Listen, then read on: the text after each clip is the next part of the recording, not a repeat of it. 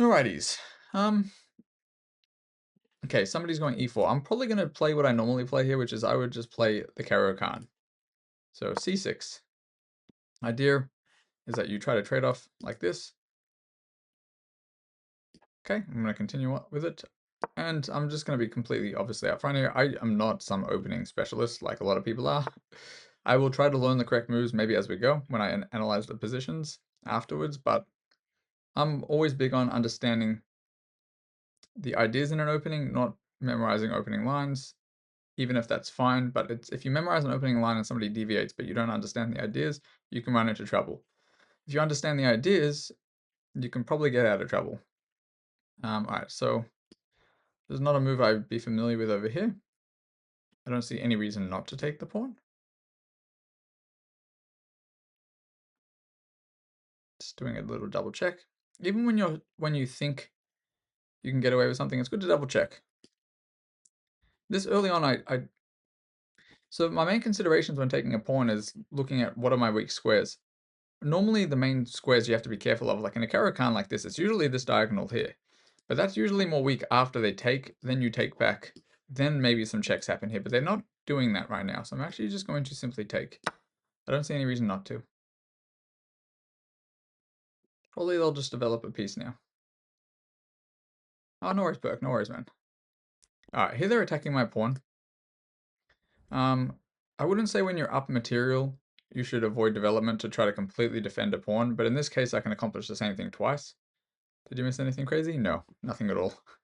Nothing crazy at all, man. I think I've played maybe one game since you've been gone. So in this case, I'm going to develop and defend at the same time. Just knight c6. This is obviously not turning out to be the most thematic Caro-Kann, but it's okay. Very funny pro noob. Hey, she could beat me, bro. She's good. She's pretty good. I will not prep against anybody though. I prefer to just play when it comes to the games. Like, I mean, maybe I'll see what openings they play, but that's probably about it. Okay, so they are bringing out a bishop. Perk, you can do that, bro, if you want to. All right, bishop c4. So I don't know what they're up to. However, anytime anything's eyeing f7, if you are not sure if there's a tactic and you're worried about maybe that you've fallen into a trap, one of the simplest things to do is actually just defend against it and don't freak out. You obviously want to be careful. So the only reason I would consider not going e6 here is because it blocks my bishop in. What I wouldn't recommend doing is weakening your king by going bishop e6. Because you might think, oh, I'll just go here, they'll take, I'm going to take back. It's a decent trade. Yes, it's a trade. I'm up a pawn as well, so I can probably very easily get away with it, but I wouldn't recommend it because after takes, take back, maybe in some unrealistic situation, they get rid of this knight and they have some queen diagonal check this way. The only downside for me of really going e6 right now is it's a bit harder to develop this bishop. To be honest, I actually don't see any reason why I can't just develop the bishop now, though. I don't see any checks. It's more of a, this is more of a threat, by the way, when there's a knight on c3, but they can't, sorry, f3. They can't go knight f3 because of this. Sometimes, like when there's a knight on f3, sorry, if they take on f7, you take back with the king, and then this knight can kind of jump and give you a check, but there's nothing there now.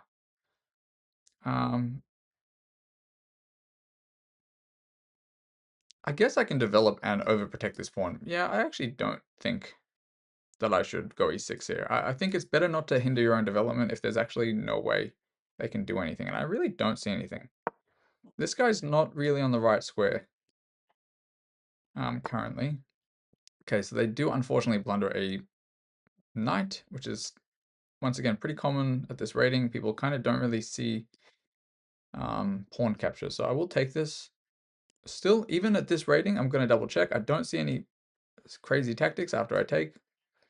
Alright, like take on f3, bishop f7, king f7. There's no knight to jump in afterwards because the knight's gone. I really don't see anything. I'm going to take it. Okay. They can take back with the pawn or the queen. I do think the pawn is not as good because the queen is now chilling there, and now it means they have to probably castle this way. Okay. E6 here maybe not as good if this pawn hadn't been pushed yet, because maybe in some world they end up going g4 and I have to move my bishop, but here I can go e6, and there's actually no way they can get rid of this bishop without trading it off or getting rid of it with a piece. Sometimes when a bishop's on f5, maybe it can be pushed away with either an e pawn or a g pawn, but there's nothing to do here. All right, they want to break open the center. Kind of makes sense. I'm not going to freak out here. Probably I'm just going to take it. If I had to take with one of these pawns, so this to me feels like the right idea, only because I don't even want to allow them to have any checks on this diagonal. However, a lot of the times in the Caro-Kann, you do take with the c pawn. If there was a knight on f3, what could happen is I could take this way, they could give me a check, I could bring the knight to c6, and then they can sometimes go knight e5, and then they could be double attacking the knight, and then you have to go something like rook c8, but here it's not really a big deal. I don't see what they do. They could potentially, this is the only idea I can think of. So c takes d5, bishop takes b8, rook takes b8 or the queen, and then bishop check, and then maybe they think I have to move the king and I'm in a really bad position, but in that case I can actually just move the knight back. So I think I'm probably just going to take this way. Just keep my pawns to the center. Only because usually when you have the choice, you want to usually capture towards the center. And they actually just give it to me for free. I want to take with the pawn. However, in the case that I'm up so much material, I want to see if taking with a knight convinces them to take with a knight. I would love to trade material. So if they take with a knight, I'm actually okay. And if they don't, I will take their bishop. Okay. And same thing, I'm actually going to see if they want to trade down because I am up 6 points material still. So if they trade, I trade. There's really no risk of me losing this game. They do not want to trade queens. I think their idea is to probably go bring a rook over there. I'm not going to let that change anything. I don't see any way for me to lose this currently. I'm probably just going to go develop my knight and continue. If the rook comes in here, I'll probably just move my queen, not think about it too much. Okay. Alright, I'm probably just going to go here. If they try to attack me there, I'll just maybe move this way. In fact, I could also just move the queen away. So what's the downside of them moving this pawn? Well, now this diagonal to the king is actually pretty loose. I might actually just give them a check and show them that it's loose. Then they would most likely, they're going to block with either the bishop or the queen. If they block with the queen, it's going to be unfortunate for them because they're actually going to lose their queen to bishop b4. If they block with the bishop, I'll still put the bishop there and let's force some trades. Why not? May as well force some trades. You always have to be careful when you're moving pawns that weaken the diagonal squares to your queen. Okay, so they are just pushing stuff. I'm just deciding what's the best move here. I think I'll just take with the bishop and finish my development of the pieces. I have not castled yet. Oh, hello, Human Games. I probably will not play it because I'm doing some of this rapid slow run, but thank you for letting me know anyway. On the off chance I do come and play. Okay, they're going to move their king. They are likely going to get checkmated soon. I mean, they are getting checkmated soon. It's just about how quick. So I can long castle. And if they do not block with a piece, which if they do, they're losing everything anyway, they are likely going here. To which I will respond with this, and they're going to be losing their queen, I believe. So I'm just going to long castle, finish my development. They do not have any way to defend all of the threats, unfortunately. King cannot go back this way, cannot come forward because of this. Cannot go there because of the bishop. And if it goes here now, which is the only move, I'm just going to give them a check. They cannot block with the bishop. They will have to block with the queen. And then I can either take it, or actually this would be a nicer checkmate. So they go here, they block with the queen, and I go here, and the queen is going to be pinning. So this is actually a nice little checkmatees. They can't go here, they can't go here, they can't go here, they can't go back, they can't go back. The only move that is not causing this to be a checkmate now is the fact that this queen can block. Once this queen blocks, I am literally just going to go here, And you might be saying to yourself, this is hanging a queen in one move, but it's actually not, because this queen is actually stuck towards this king because of this. So this is a checkmate in one. Just double check, always gotta double check. Queen cannot capture it because it's pinned to the king. This is causing a check and a checkmate. Cool. Let's have a quick look at this game.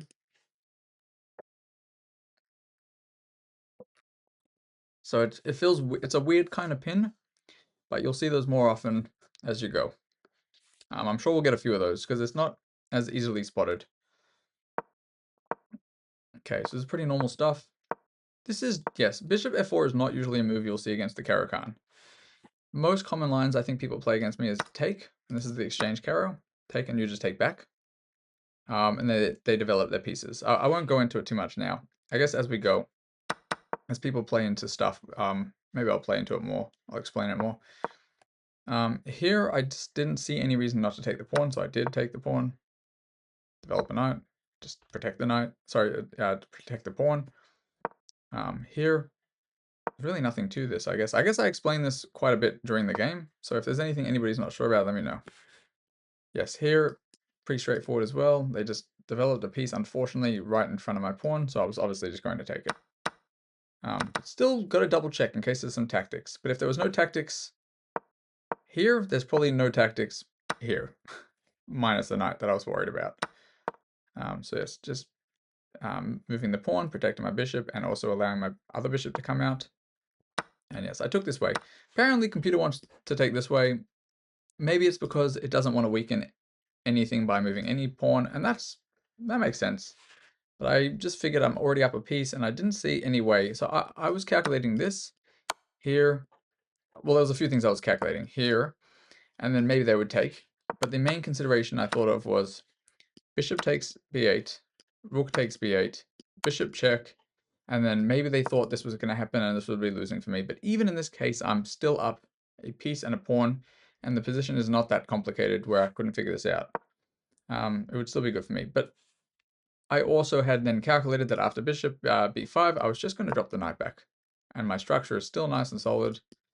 Only missing one pawn, and their structure is a little bit cooked. And pretty hard for them to play. Let's just say they moved a random thing again. Like, I don't know what they do. Let's just say they did something like this to attack this pawn. Well, I'm probably just going to push or something. I don't even know. No, actually, probably this. I'll probably just get the bishop out. I'll allow them to take this.